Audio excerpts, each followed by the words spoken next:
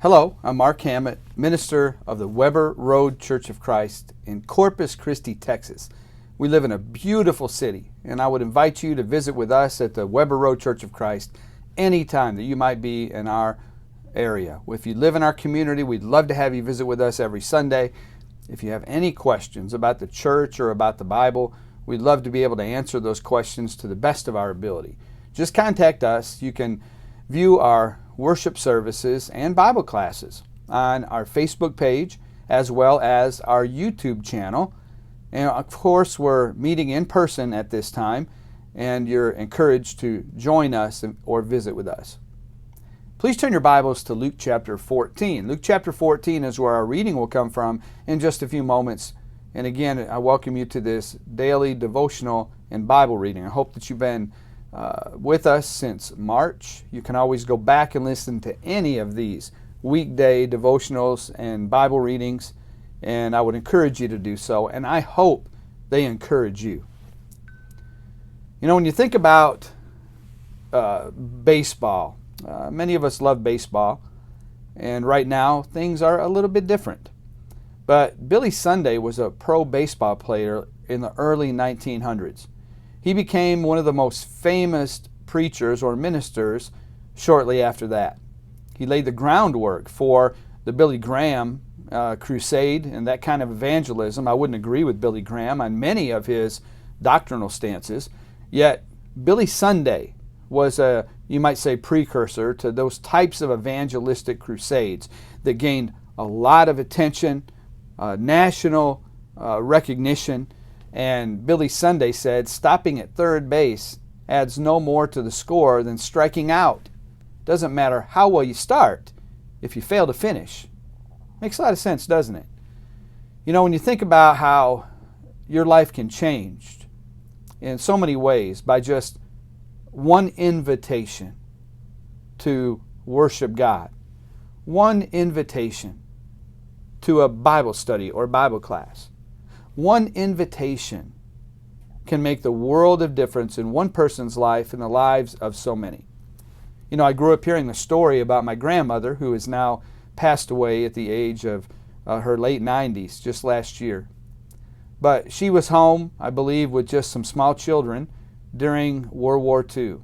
My grandfather had gone off to war, and she was looking for a meaning or something in life.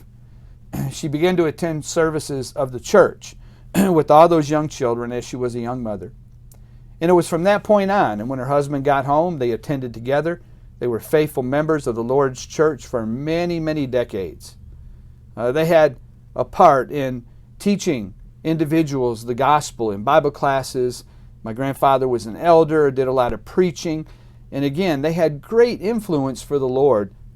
And you can take it all the way back to my grandmother, a young mother with little children that decided we need to get right with God. One decision, one simple invitation, again, can make the world of difference in a person's life. And I would encourage you to think about that as you interact with others in your life, as you make decisions in your own life, no matter what your age, no matter who you interact with and encourage. Your encouragement, the decisions you make, can have a life-altering impact, not only on your life, but on all those lives that you touch, and you could say that go on and on even after you're gone from this earth. That's the encouragement for today. But we're going to read from Luke chapter 14. And notice what Jesus said about what we'll call the cost of discipleship. Luke chapter 14, starting in verse 25, and we'll read through verse 33.